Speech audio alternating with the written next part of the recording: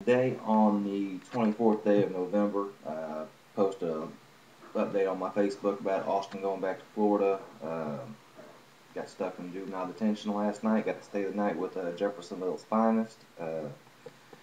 Everybody's kind of wanting to know what's going on with it, so it's easier to make a video because I got a shitload to say and don't feel like typing it. For starters, a lot of you guys know that Jeffersonville High School has had basically a quarantine set up for all the kids that don't have up-to-date immunization records or proof of them, at least. So they're stuck in the gymnasium all day, twiddling their thumbs.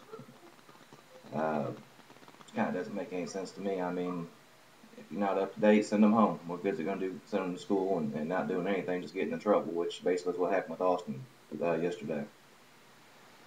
Kind of had a little tipple. Somebody had a Game Boy DS or something come up missing, and the police officer wanted to put the blame off on Austin, and Austin got a little pissed about it and didn't like being accused of something he didn't do. And cops, Austin told him to strip search, search his pockets, whatever. He didn't have anything on him. So then the cop proceeded to say that, well, you must have passed it off to somebody. And of course, I know Austin's got a little bit of a temper on him, and it didn't take much to, that kind of built up to what happened later on. So around lunchtime, I'm guessing it was, a lot of the kids were hungry and asking when they got lunch.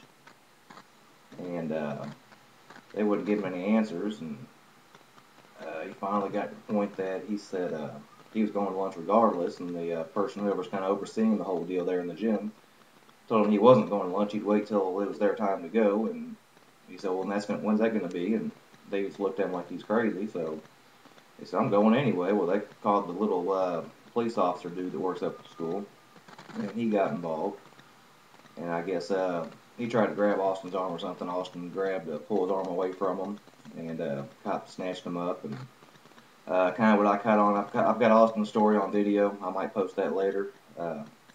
Make a long story short, the cop was escorting him to the office, and I guess Austin, he said the F word or something of that nature, not really at the cop, just said he wanted to eat his effing lunch, or said he didn't even say it, said he just kind of paused out on the word.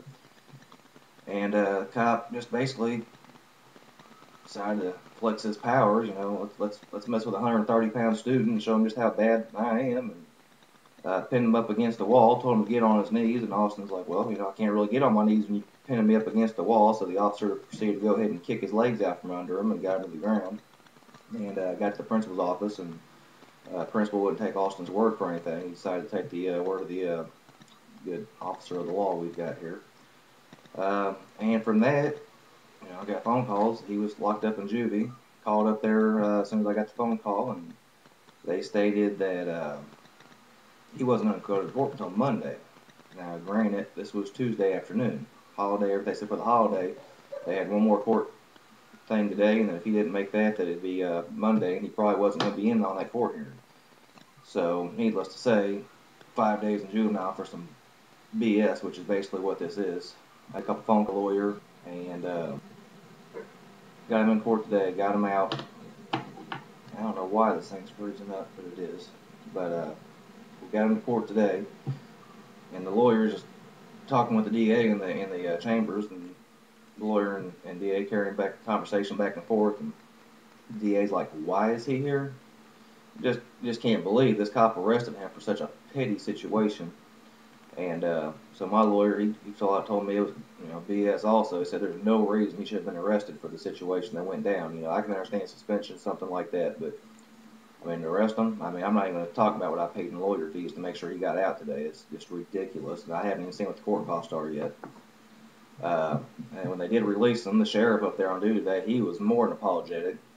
He's like, I can't believe they arrested him for this, and for everybody to act like there's no reason he should have been arrested, and for this cop to handle things the way he did, I'm interested. I went to the school today after court, and of course nobody was up there. I'm going to go up Monday. I'd like to see a video exactly how this arrest went down, because you kicking my son's knees and elbowing him and doing some of the things that he kind of showed me how it went down. I am going to pursue this. I've got nothing but time. I'd love to see your license on my wall, officer. In addition to that, needless to say, once he went to jail, his mom had to get involved from Florida, so she was up here. And I've had him for about 2.5 years living up here with me. Everything's been fine. I don't have any problems with him. I mean, he's a teenager, but he's not going to disrespect me. Never has, never will. But once it came to this point, pretty much she snagged him up and took him right back down to Jacksonville. So he's gone now. And then kind of a lot of it stems on back to this whole quarantine deal. I mean, it's frustrating. I mean, you've got the school quarantining these kids.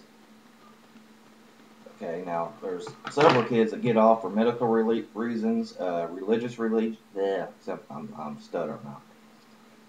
So anyway, you got different reasons why some students don't get vaccinated. They can get the waivers, but these 350 kids they had in the gymnasium that don't have the proof of anything yet, they're stuck in this quarantine situation. How are they going to hurt students that already have this vaccination? Aren't they protected? So they shouldn't be at risk.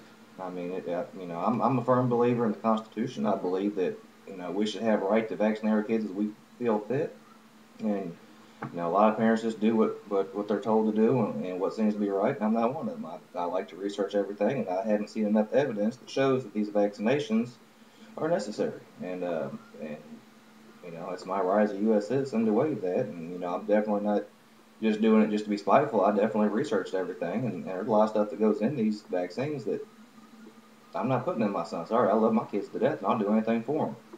And you guys getting ready to see that because it's going to make news. I'm definitely making it. I'm blowing this deal up. I'm hot.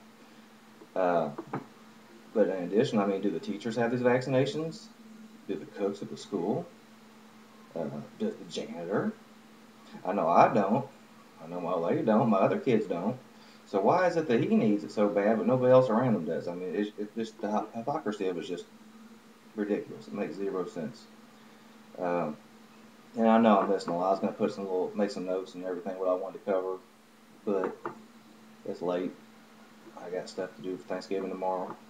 Unfortunately, it won't be with my son. So basically, I know I've had a few people that told me that kind of seen firsthand what happened and everything matches up with this story, which he's definitely not acting like he was innocent. He definitely did. He was out of line, but definitely not to the point to where they should have got to this point. And then, say if anybody's got any inputs or comments or wants to maybe testify, feel free to shoot me an email or respond to this. I think that's pretty much about all I got to say.